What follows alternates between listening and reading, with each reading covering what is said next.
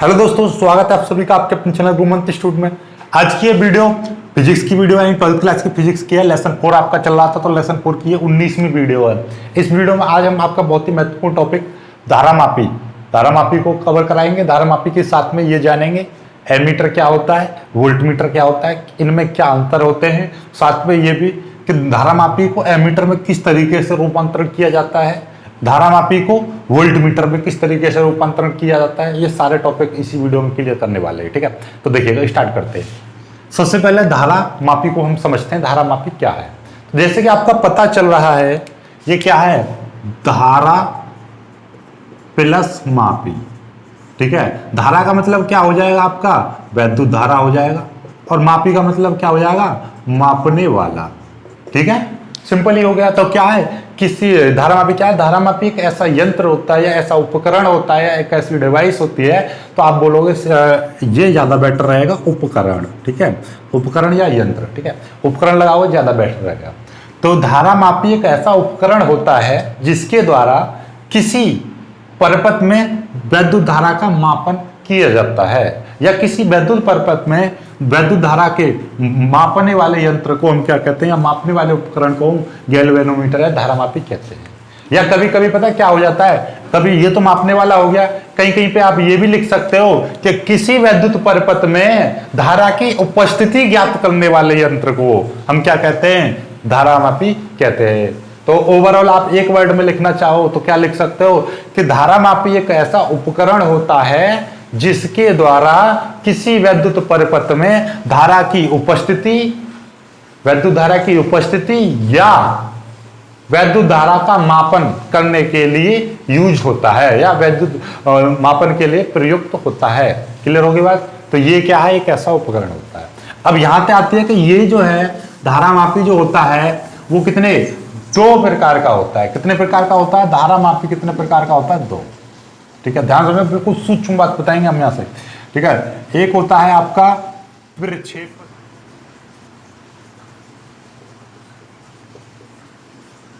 और एक होता है आपका रुद्र दोलन धारामापी।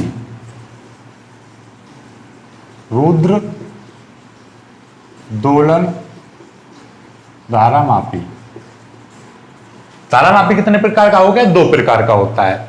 फिर नेक्स्ट हम बात करते हैं, ये जो धारामापी है ये कितने प्रकार का है? आपका दो प्रकार का होता है, प्रक्षेप धारामापी और रुद्र दोलन धारामापी। तो अब बात करेंगे, देखिएगा आपका ये जो प्रक्षेप धारामापी होता है ये मोस्टली यानी मुख्यतः किसी परिपथ में आवेश के मापन या क्षणिक धारा, यानी कि आप क्या बोलोगे, एक मतलब क्षणिक धारा मापने के लिए काम में लाया जाता है। यानी कि ये किसके काम आता है? ये मोस्टली या तो क्षणिक धारा मापने के काम में आता है, क्षणिक धारा मापने या आवेश मापने। ठीक है, कितना आवेश फ्लो हो रहा है वो मापने के काम में आता है। ठीक है, तो ये तो खत्म। यानी प्रक्षेप धारामापी एक ऐसा उपकरण होता है जिसके द्वारा किसी परिपथ में क्षणिक धारा मापने के लिए यूज किया जाता है, प्रयुक्त होता है, या आवेश मापने के लिए प्रयुक्त होता है। बात आती है रुद्र दोलन। तो ये रुद्र दोलन जो धारामापी है ये मुख्यतः धारा, किसी परिपथ में धारा मापने के काम में लाया जाता है। मुख्यतः किसके लिए? मुख्यतः धारा मापने के काम में आता है ये। और ये अब जो बात करी जाएगी ये आपका कितने प्रकार का होता है? ये फिर दो प्रकार का होता है। यानी कि ये आपका दो प्रकार का होता है। दो प्रकार का कौन कौन से दो प्रकार का होता है? ये होता है आपका, देखिएगा, ये होता है चल कुंडली धारामापी। ये अपने आप में फिर दो प्रकार का होता है। नंबर एक चल कुंडली धारामापी, और एक होता है चल चुंबक धारामापी। इसको मिटा दे रहा हूं मैं।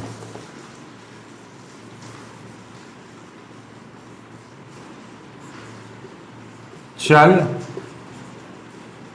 चुंबक धारामापी, यानी कि देखिएगा ये रुद्र दोलन धारामापी ये दो प्रकार का होता है, चल कुंडली धारामापी और चल चुंबक धारामापी। ठीक है, अब कोई किताब या मॉडल में क्या क्या होता है कि डायरेक्ट दे रखा होता है यहीं से कि धारामापी दो प्रकार का होते हैं, चल कुंडली धारा मापी और चल चुंबक धारा मापी। लेकिन यदि हम इसके डीप में जाएं तो कहां से प्राप्त होता है ये कि धारा मापी दो प्रकार का होता है, प्रक्षेप धारा मापी, रुद्र दोलन धारा मापी। रुद्र दोलन धारा मापी दो प्रकार का होता है, चल कुंडली धारा मापी और चल चुंबक धारा मापी। इस चीज की जो नॉलेज है कोई नहीं दे पाएगा आपको, ठीक है। सीधे यहीं से बताते हैं कि धारा मापी कितने दो प्रकार का होता है, ठीक है। आपको बताया होगा मैंने कि जो फिजिक्स के नोट्स में तैयार करता हूँ, आपके 5-6 राइटरों की किताब थी, जो मैंने आपको पहले एक व्हाट्सएप पर मैंने स्टेटस लगा के बताया था कि ये किताबें हैं, ठीक है। तो अभी मैं पोस्ट कर दूंगा, ठीक, कम्युनिटी टैब में पोस्ट कर दूंगा कौन कौन सी किताबें हैं। तो वहां से जाके आपको जो डीप नॉलेज मिलेगी, ज़्यादा से ज़्यादा डीप, तो वहां से उठाता हूँ मैं चीज़ों को। तो ये चीज़ पता होनी चाहिए आपको। अब बात करते हैं हम, ये चल कुंडली धारा मापी होगी, चल चुंबक धारा मापी होगी। आपके जो 12th क्लास का जो सिलेबस है, 12th में केवल ये वाली चीज़ पढ़ी जाती है। क्या 12th में ये पढ़ा जाता है, चल कुंडली धारा मापी। और चल कुंडली हम धारा मापी की बात करें तो ये फिर दो प्रकार का होता है। ये चल कुंडली धारा मापी भी कितने प्रकार का होता है? दो प्रकार का होता है। ये कौन कौन से दो प्रकार का होता है? ये होता है आपका चल चुंबक धारा मापी, एक निलंबित कुंडली धारा मापी, निलंबित कुंडली धारा मापी, और एक होता है किलकित कुंडली धारा मापी।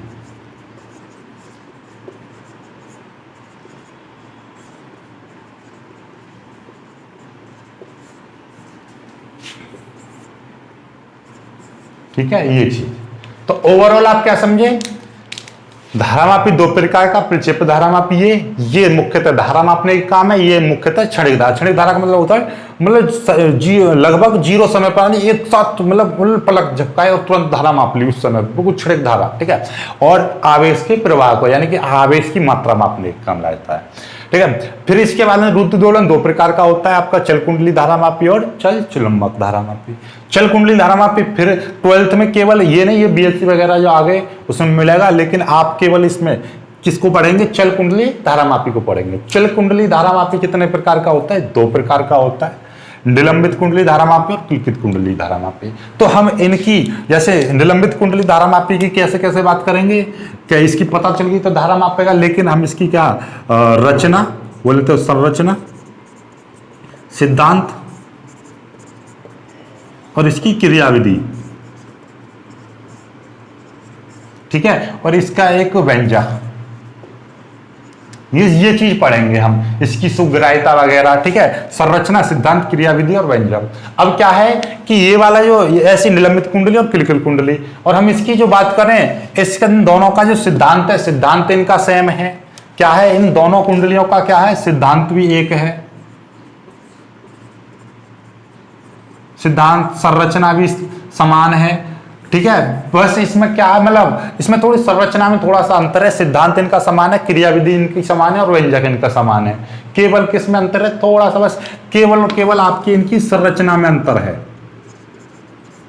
बनावट में दोनों में थोड़ा सा डिफरेंट है। बाकी इसका सिद्धांत भी वही है, इसका सिद्धांत भी वही है, इसका क्रियाविधि वही है, इसकी क्रियाविधि भी वही है, इसका व्यंजक वही है, इसका व्यंजक वही है। बस थोड़ा सा किस में अंतर है? केवल और केवल इसकी संरचना में अंतर है। तो आने वाली जो वीडियो है, यानी कल जो वीडियो आएगी, हम उसमें निलंबित कुंडली धारा मापी की संरचना, सिद्धांत, क्रियाविधि, इसका व्यंजक सारा कुछ कराऊंगा मैं, ठीक है। फिर उसके देन उसी अगली वीडियो में निलंबित किलकित कुंडली धारा मापी कराऊंगा। उसके बाद में एक टॉपिक और रह जाता है आपका साइक्लोइलेक्ट्रॉन, वो करा दूंगा। नहीं, इसके बाद केवल 3 वीडियो और रह जाती हैं, ठीक है, 3 टॉपिक। क्लियर होगी बात? नहीं क्लियर होगी? और मैं आपको बता दूं, जिन बच्चों ने अभी तक इस चैप्टर के नोट्स डाउनलोड नहीं किए तो वो जाकर नोट्स डाउनलोड कर लें, क्योंकि चैप्टर 4 के मैंने बहुत अच्छे नोट्स, बोल ना, ऐसे नोट्स जैसे कहीं पर नहीं मिल सकते, वो वाले नोट्स मैंने डाउनलोड कर दिए हैं, यानी कि अपलोड कर दिए हैं। तो उसको जाकर अपलोड कर लें, यानी कि उनको डाउनलोड कर लें। उसकी लिंक आपको नीचे डिस्क्रिप्शन में दे रखी है, ठीक है। 12th physics lesson 4 full notes. अब बात करते हैं हम कि ये तो क्लियर हो गया सब कुछ। अब इन दोनों की हम अलग वीडियो बनाएंगे। अब बात करते हैं कि ये धारा मापी होता है। अब मैं इसकी एक खास बात नोट करके दिमाग में रख लेना, धारा मापी पर कोई भी सांकेतिक चिन्ह, धारा मापी पर कोई भी सांकेतिक चिन्ह जैसे कि A या V या जी इस टाइप का कोई भी संकेतिक चिन्ह नहीं बना होता है। यानी धारा मापी पर कोई चिन्ह नहीं होता है, लेकिन धारा मापी को हम प्रदर्शित करने के लिए हम जी का यूज करते हैं। ठीक है, समझ में आई बात नहीं आई? यानी कि धारा मापी का कोई भी संकेतिक चिन्ह नहीं होता है, कि धारा मापी पर कोई भी चिन्ह नहीं बना होता है। आप कहोगे सर हमारे घर में मोटर लग रही है, समर की मोटर, समरसेबल जानते हो? समरसेबल जो आपके घरों में हर किसी घर में आजकल पानी टंकी की लग रही है, तो उस टंकी किससे ज्यादा समरसेबल से। जब उसको चलाते हो तो उसमें 2 मीटर दिखाई देते हैं इस टाइप के, एक में ए लिख रहा होता है और एक में वी लिख रहा होता है। तो हम उसमें देखते हैं कि वो एम्पियर में बताता है और ये वोल्टेज में बता रहा है, कितने वोल्ट करंट आ रहा है, कितने एम्पियर है। ठीक है, तो वो क्या चीज होती है, तो मैं बता दूं बच्चों कि ये जो होता है ना, ए और वी लिखा होता है, ये वोल्ट मीटर होता है और ये आपका एमीटर होता है। एमीटर धारा का मापन करता है, वोल्ट मीटर वहां पर वोल्टेज का मापन करता है, यानी वोल्टेज बताता है। तो ये क्या होते हैं, ये कोई अपने आप में अलग चीज नहीं होती, ये गैल्वेनोमीटर ही होता है। बस गैल्वेनोमीटर को बदला जाता है, गैल्वेनोमीटर को एमीटर में बदला जाता है और गैल्वेनोमीटर को वोल्ट मीटर में बदला जाता है। जब एमीटर में बदलते हैं तो उस पर ए लिखा होता है, जब वोल्ट मीटर में बदलते हैं तो उस पर वी लिखा होता है। अब इनको बदलते कैसे वो समझ। धारा मापी का एमीटर में रूपांतरण, धारा मापी को हम एमीटर में किस तरीके से चेंज कर सकते हैं, किस तरीके से रूपांतरण कर सकते हैं, किस तरीके से उसमें हम बदल सकते हैं। देखिए हमारे पास में एक धारा मापी था, ये क्या है, गैल्वेनोमीटर धारा मापी है। और देखो आप कहोगे सर जिस पर तो जी लिख रहा है, ये जी नहीं है, ये जी केवल धारा मापी के लिए प्रदर्शित किया है, ना कि जी धारा मापी पर लिखा हुआ वर्ड। एक होता है जैसे मैं अपने हाथ पर कुछ लिखवा लूं तो वो मेरे ऊपर लिखा हुआ है, लेकिन क्या है कि हम उसके मैं खड़ा हूं यहाँ पर, मुझसे कोई दूर से बोल रहा है कि ये मनोज है, तो वो मेरे लिए संबोधन करना, ना कि मेरे ऊपर कुछ लिखा हुआ है मनोज। ठीक है, इस तरीके से धारा मापी हम इसको बोल रहे हैं, ना कि इस पर लिखा हुआ है। तो ऐसा कोई भी चिन्ह नहीं बना होता है। जैसे तुमने देखा होगा समर में जो एल ये लिखा होता है तो वो उस पर लिखा होता है, ऐसे धारा मापी पर जी नहीं लिखा होता है। ठीक है, तो हमारे पास में ये धारा मापी है और धारा मापी के साथ में एक हमने निम्न प्रतिरोध बोल सकते हो या लघु प्रतिरोध। लघु प्रतिरोध का मतलब क्या है कि यानी कि एक ऐसा छोटा प्रतिरोध है, यानी कि इसकी जो प्रतिरोधकता है, यानी कि इसकी जो ये प्रतिरोधकता कम है, बहुत कम है, यानी कि बहुत मामूली सी छोटी सूक्ष्म। ठीक है, तो जब हम किसी भी धारा मापी के साथ इस निम्न प्रतिरोध को किस में जोड़ दिया, ये समांतर क्रम में। यदि मैं कहता ये धारा मापी है और इसके साथ में प्रतिरोध को ऐसे जोड़ देता तो ये क्या हो जाता, श्रेणी क्रम, क्योंकि इसके नीचे जोड़ा है मैंने, तो ये क्या है, समांतर क्रम। तो किसी धारा यानी धारा मापी का एमीटर में रूपांतरण हम धारा मापी के साथ एक निम्न प्रतिरोध को समांतर क्रम में जोड़कर कर सकते हैं। क्लियर हो गई बात, नहीं क्लियर हो? अब आपसे कोई पूछ ले कि भाई धारा मापी को एमीटर में किस तरीके से बदलते हैं, तो आप कहोगे धारा मापी को एमीटर में बदलने के लिए या धारा मापी को एमीटर में रूपांतरण करने के लिए धारा मापी की कुंडली के साथ एक निम्न प्रतिरोध या लघु प्रतिरोध समांतर क्रम में जोड़ देते हैं। बस इतना ही। और ये जो निम्न प्रतिरोध है इसी को हम एक दूसरे नाम से जानते हैं, जिसको बोलते हैं हम शंट।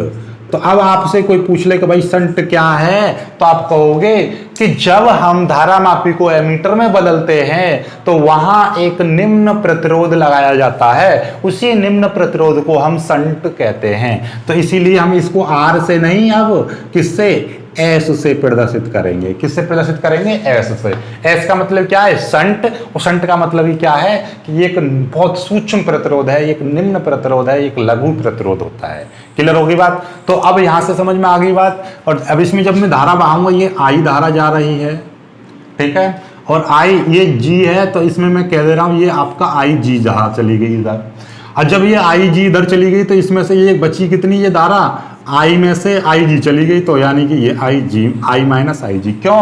क्योंकि यदि मैं 10 एम्पियर कह रहा हूँ, यहाँ पर 2 एम्पियर चली गई, तो यहाँ पर नीचे कितनी, 8 एम्पियर, यानी 10 माइनस 2। यदि मैं कह रहा हूँ कि इसमें से 10 जा रही है ऐसे धारा और आगे आपकी 3 धारा निकल गई, तो नीचे कितनी बचेगी, नीचे बचेगी 10 माइनस 3 यानी कि 7 एम्पियर। इस तरीके से तो आई जी निकल गई। तो ये क्लियर होगी बात। अब देखिएगा यहाँ पर मैं इसका थोड़ा सा डेरिवेशन पे कर दे रहा हूँ, इसको मिटा दे रहा हूँ। अब जब हम इसमें किरचॉफ का वोल्टेज नियम लगाते हैं तो क्या होता है देखिएगा, एक सर्किट दिखाई दे रहा है, ये इस तरीके से क्लोज सर्किट दिखाई दे रहा है, तो उसमें नियम ये कहता था धारा इंटू धारा के संग प्रतिरोध का गुणनफल 0 होता है। तो देखिएगा ये धारा गई और इसके साथ में प्रतिरोध कौन सा लग रहा है, ये यानी कि I minus I G into ये कितना है S। ठीक है, अब हम ऐसे घूम रहे हैं, फिर हमें धारा किधर को, देखिएगा हमें जाना तो इस तरीके से था, ठीक है, और धारा ऐसे मिल रही है आगे, तो यहाँ पे लगाएंगे माइनस क्योंकि विपरीत दिशा में मिल रही है, और आई और इसमें प्रतिरोध कौन लगाएगा जी, और इसके साथ में कौन सी धारा बह रही है आई, और इनटू इसमें क्या है जी। ठीक है, बराबर और कुछ मिला इधर, इसमें 0 मिला, और कुछ है नहीं तो 0, यानी कि विद्युत भाग बल है इसमें, कहीं पे ऐसा सेल लग रहा है नहीं लग रहा है इसमें इस तरीके का सेल, तो इसलिए 0। जब हम इसमें हम क्या निकाल ले, एस का मान निकालेंगे, तो इसको इधर पहुंचा दीजिए, तो I minus I G into S बराबर आई जी, और एस का मान निकालेंगे तो आई जी इंटू जी बट्टे आई माइनस आई जी, ये चीज आ जाएगी। समझ में आई बात नहीं आई? ठीक है, और यहाँ से हम और एक एस का मान ये निकल आया। ठीक है, तो ये क्लियर होगी, यहाँ तक समझ में आया? कुछ नहीं है। और आप चाहो तो हम इसको इस तरीके से भी कर सकते हैं कि यहाँ से हम एस का मान निकालेंगे, तो इस वाली चीज को ध्यान से समझना, इस वाली चीज को हम नीचे ले जाकर और जी का ध्यान से समझ में आ गया, ये संट का मान निकल आया। ठीक है, अब देखो ध्यान से समझना, यहाँ से 2-3 पॉइंट है इसके लिए इंपोर्टेंट पॉइंट मैं यहाँ पे लिख दे रहा हूँ। देखिएगा पहला पॉइंट, धारा मापी, ये इस पूरे उपकरण को हम क्या बोलेंगे, इसको बोलेंगे हम एमीटर।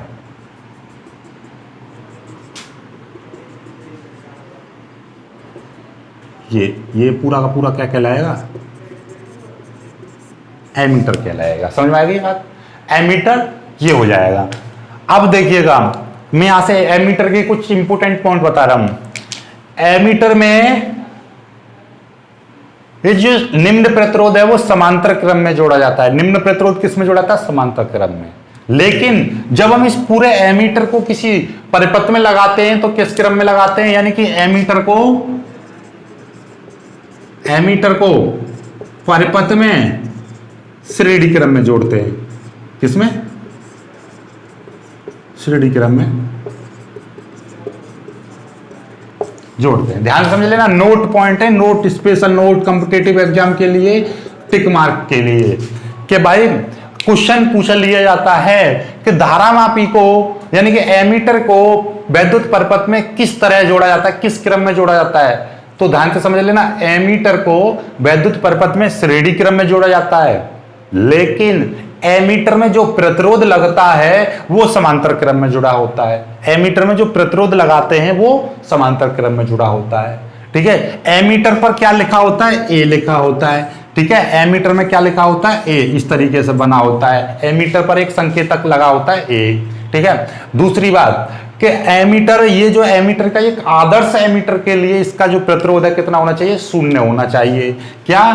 एक आदर्श एमीटर के लिए, आदर्श एमीटर के लिए प्रतिरोध कितना? 0। तो मैं 0 कह दे रहा हूं, 0 होना चाहिए। आदर्श एमीटर के लिए प्रतिरोध कितना होना चाहिए? 0 होना चाहिए। तो ये तो भैया एमीटर की बात खत्म हो गई। अब ऐसे ही वोल्टमीटर की बात कर लेते हैं। तो वोल्टमीटर भी सेम टू सेम है कि इसमें क्या था, एक धारामापी की कुंडली के साथ, धारामापी की कुंडली के साथ यहां पे क्या जोड़ते हैं? एक उच्च प्रतिरोध। उसमें क्या था? निम्न प्रतिरोध था, इसमें क्या? उच्च प्रतिरोध। उच्च प्रतिरोध जोड़ देते हैं। ठीक है, ये क्या है आप लिख दोगे यहां पे, उच्च प्रतिरोध। और इसी पूरे उपकरण को हम क्या कहते हैं? वोल्टमीटर कहते हैं। ये क्या है आपका? वोल्टमीटर है। ठीक है, इसकी भी स्पेशल बात करेंगे हम, पहले इसको समझो। इसका क्या है? धारामापी को वोल्टमीटर में बदलने के लिए धारामापी की कुंडली के साथ एक उच्च प्रतिरोध श्रेणी क्रम में जोड़ देते हैं। ये कैसा जुड़ा हुआ है? श्रेणी क्रम में। एक बार फिर से कि धारामापी को वोल्टमीटर में बदलने के लिए धारामापी की कुंडली के साथ एक उच्च प्रतिरोध श्रेणी क्रम में जोड़ देते हैं। तो इसी उपकरण को क्या बोलते हैं? वोल्टमीटर कहते हैं। यानी कि यही क्या हो जाता है? वोल्टमीटर में रूपांतरण हो जाता है। क्लियर होगी बात। अब यहां से हम वोल्ट मीटर के लिए हम बात करें, यहां से धारा जाएगी तो ये आई धारा जा रही है, इसमें ही जाएगी, इसमें जाएगी, तो भैया V बराबर इसका वोल्टेज निकालेंगे। V निकालेंगे तो क्या हो जाएगा, आपको पता है जब V निकालते हैं तो क्या हो जाती है, V जब हम निकालते हैं V बराबर क्या होता है, नॉर्मली आई आर होता है। तो यहाँ पे क्या है, आई इंटू आर की जगह पे क्या आ जाएगा, यानी कि G plus R, G plus R ये चीज आएगी। ठीक है, क्लियर होगी बात, नहीं क्लियर होगी ये चीज, सिंपली ये आ गया आपका। ठीक है, और इसमें हम ये धारा बह रही है तो ये आई जी मान लेंगे, तो यहाँ पे कह दोगे आई जी कह दोगे। ठीक है, सिंपली। अब यहाँ से हम क्या करें, ये आई जी का मान निकालूं तो मैं क्या हो जाएगा, ये चीज नीचे देखिएगा, इसका इसमें जी आर का मान निकालूंगा। यहाँ से हमने संट का निकाला था, यहाँ से आर का मान निकालूंगा तो क्या हो जाएगा, वी अपॉन आई जी बराबर जी प्लस आर, और आर का मान निकालोगे तो क्या हो जाएगा, V upon I G minus ये जी इधर चला जाएगा, ये हो जाएगा। ठीक है, क्लियर हो गई। तो ये इसका मान निकला है आर। अब इसके भी स्पेशल पॉइंट कर लीजिए, जिस तरीके से एमीटर को परिपथ में कैसे जोड़ते हैं, श्रेणी क्रम में जोड़ते हैं, उसी तरीके से इस वोल्ट मीटर को परिपथ में समांतर क्रम में जोड़ते हैं। पहला पॉइंट क्या है इसका, कि इसको तो हम किस चीज में जोड़ते हैं, पहला इसके नोट पॉइंट है इसके, कि इसको हम किस में जोड़ते हैं, समांतर क्रम में जोड़ते हैं। और इसमें जो प्रतिरोध लगा होता है, प्रतिरोध किस तरीके से जुड़ता है, ये प्रतिरोध आपका श्रेणी क्रम में लगा होता है। ठीक है, समझ में आई बात, नहीं आई, कि वोल्ट मीटर का जो प्रतिरोध होता है, और देखिएगा इसमें जो प्रतिरोध होता है निम्न होता है, इसमें प्रतिरोध उच्च होता है। इसमें प्रतिरोध कैसा होता है, श्रेणी क्रम में जुड़ा होता है, एमीटर में प्रतिरोध समांतर क्रम में जुड़ा होता है। वोल्ट मीटर को परिपथ में समांतर क्रम में जोड़ते हैं, एमीटर को परिपथ में श्रेणी क्रम में जोड़ते हैं। और इसका आदर्श वोल्ट मीटर के लिए प्रतिरोध का मान कितना होता है, अनंत होता है। कितना, अनंत, इनफाइनाइट। और आदर्श एमीटर के लिए प्रतिरोध कितना होता है, शून्य होता है। मतलब ये कि इसका प्रतिरोध जितना कम होगा, एमीटर उतना ही अच्छा मापन करेगा धारा का। इसमें वोल्ट मीटर के लिए जितना प्रतिरोध अधिक होगा, उच्च होगा, तो उतना ही ये वोल्टेज यानी दो बिंदुओं के बीच का वोल्टेज सही मापेगा। क्लियर होगी बात। तो ये आपका पूरा का पूरा धारा मापी का एमीटर में रूपांतरण, और ये बहुत अच्छे से समझ में आ गया होगा। इससे ज़्यादा इजी लैंग्वेज और इससे ज़्यादा अच्छा तुम्हें कहीं पर नहीं मिल सकता, गारंटी की बात है। आई होप आपको ये वीडियो बहुत ज़्यादा पसंद आया होगा। वीडियो को लाइक करना, अपने दोस्तों तक शेयर कर देना, और जो नए हैं इस चैनल को सब्सक्राइब जरूर करना, क्योंकि इस चैनल के माध्यम से आप फिजिक्स, केमिस्ट्री, मैथ और हिंदी, इंग्लिश सभी सब्जेक्ट्स की तैयारी कर सकते हो। और आपका दूसरा चैनल है जिस पर आपके मैथ और हिंदी का कोर्स चल रहा है, बायोलॉजी की जल्दी ही क्लास चलेंगी, और आपका 11th और BSc वगैरह का भी क्लास हम जल्दी ही स्टार्ट करने वाले हैं उस पर। तो उसकी लिंक आपको नीचे दे रखी है डिस्क्रिप्शन में, उसका लिखा हुआ है आवर सेकंड चैनल, तो उसको भी जाकर सब्सक्राइब जरूर करें। जय हिंद।